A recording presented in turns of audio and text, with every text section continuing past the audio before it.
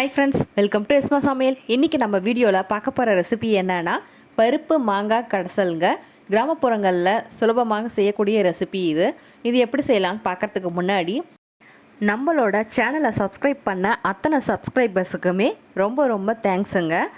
நம்ம சேனலை சப்ஸ்கிரைப் பண்ணாமல் பார்க்கக்கூடிய நண்பர்களுக்கும் ஒரு வேண்டுகோள், நீங்களும் நம்மளோட சேனலை சப்ஸ்கிரைப் பண்ணிக்கோங்க. அப்போ தான் நாங்கள் போடுற எல்லா வீடியோஸுமே உங்களுக்கு உடனுக்குடனே நோட்டிஃபிகேஷனாக வரும். வாங்க இப்போ வீடியோக்குள்ளே போய் பருப்பு மாங்காய் கடசல் எப்படி செய்யலான்னு பார்த்துடலாம். ஒரு 150 கிராம் அளவுக்கு துவரம்பருப்பு எடுத்து வச்சுருக்கேங்க. கூடவே ஒரு மாங்காய் எடுத்து வச்சுருக்கேன். தாளிப்புக்காக கொஞ்சமாக கருவேப்பிலை, வரமிளகா, பச்சை மிளகா, கடுகு எடுத்து வச்சுருக்கேன். கொஞ்சமாக சின்ன வெங்காயம், ஒரே ஒரு தக்காளி எடுத்து வச்சுருக்கேன். பருப்பு மாங்காய் கடசலுக்கு தக்காளி தேவையில்லை, மாங்காய் சின்னதாக இருக்கிறதுனால நான் தக்காளி 1 எடுத்து வச்சுருக்கேங்க. இப்போது சட்டியில் தண்ணி ஊற்றி நல்லா சூடு பண்ணி வச்சுருக்கேன். இப்போது தண்ணி காஞ்சதும் நம்ம கழுவி சுத்தம் பண்ண பருப்பை இது கூட சேர்த்துக்கலாம். பருப்பை சேர்த்தனதுக்கு அப்புறமா நம்ம கடசலுக்கு தேவையான மஞ்சப்பொடி சேர்த்துக்கலாம். கூடவே 6-7 பல் அளவுக்கு பூண்டு சேர்த்துக்கலாம். இது மாதிரி நம்ம சேர்த்தும் போது பருப்பு கொஞ்சம் சுலபமாக வெந்து வந்துடும். இப்போ பருப்பு ஓரளவுக்கு வெந்ததுக்கப்புறமா நம்ம எடுத்து வச்ச மாங்காயை இந்த மாதிரி ஸ்லைஸ் பண்ணி எடுத்துக்கலாம். அப்போ தான் வேகிறதுக்கு ஈஸியாக இருக்கும். இப்போது ஸ்லைஸ் பண்ண மாங்காய் பீஸ்களை நம்ம வெந்துக்கிட்டு இருக்க பருப்பில் சேர்த்துக்கலாம். பருப்பு பாதி வந்ததுக்கப்புறம் ஏன் மாங்காய் சேர்த்துறோம்னா, புளிப்புத்தன்மை இருக்கும்போது பருப்பு சீக்கிரம் வெந்து வராது. அதனால் ஓரளவுக்கு வெந்ததுக்கப்புறமா மாங்காய் துண்டுகளை சேர்த்துருக்கோம். இப்போ அது ஒரு பக்கம் வெந்துக்கிட்டு இருக்கட்டும். நம்ம இன்னொரு சட்டியில் எண்ணெய் ஊற்றி கடுகு, கடலைப்பருப்பு, உளுந்து போட்டு தாளிச்சிக்கலாம். கூடவே நம்ம எடுத்து வச்ச வரமிளகா, பச்சை மிளகா, கருவேப்பிலை தாளிச்சிட்டு நம்ம கட் பண்ணி வச்ச சின்ன வெங்காயத்தை இது கூட சேர்த்துக்கலாம். இதை நல்லா மிக்ஸ் பண்ணி விடுங்க. அதாவது வெங்காயம் நல்லா வதங்கிட்டு இதுலேயே வெந்து வந்துடணும். அந்தளவுக்கு நம்ம வதக்கி எடுக்க போகிறோம். இப்போ கொஞ்சம் நேரம் எண்ணெயிலே வதங்கினதுக்கு அப்புறமா நம்ம கொஞ்சமாக தூளுப்பு சேர்த்துக்கலாம். தூளுப்பு சேர்த்து வதக்கும் போது வெங்காயம் சீக்கிரமாக வதங்கி வரும்.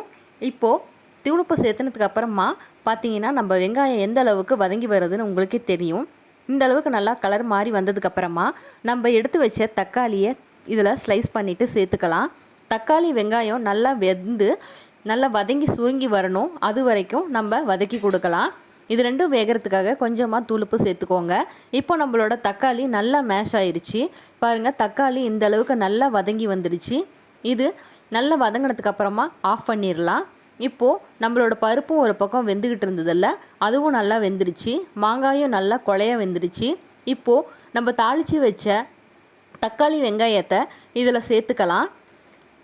எல்லாத்தையும் சேர்த்துட்டு இதுக்கப்புறமா நம்ம பருப்பு கடசலுக்கு தேவையான கல்லுப்பு சேர்த்துக்கலாம்.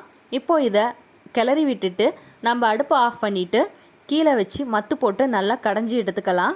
இப்போ நம்மளோட பருப்பு கடசல் சூப்பராக கடைஞ்சாச்சுங்க. அதாவது ஒன்று குத்தியாக கடையணும், ரொம்ப மொழுன்னு கடைஞ்சிடக்கூடாது.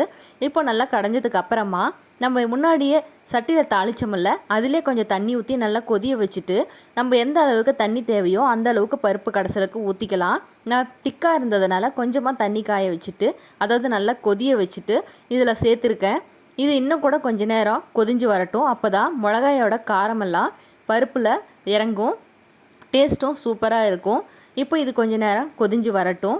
இப்போது ஓரளவுக்கு நல்லா ஃபுல்லாக கொதிஞ்சதுக்கு அப்புறமா நம்ம ஃபைனலாக கட் பண்ணி வச்ச கொத்தமல்லி தலைகளை சேர்த்துக்கலாம். நம்மளோட பருப்பு மாங்காய் கடசல் சூப்பராகவும் சுவையாகவும் ஈஸியாகவும் ரெடி ஆகிடுச்சுங்க. நீங்களும் கண்டிப்பாக உங்கள் வீட்டில் ஒரு முறை ட்ரை பண்ணி பார்த்துட்டு உங்களோட கமெண்ட்ஸை மறக்காமல் எங்களுக்கு ஷேர் பண்ணுங்கள்.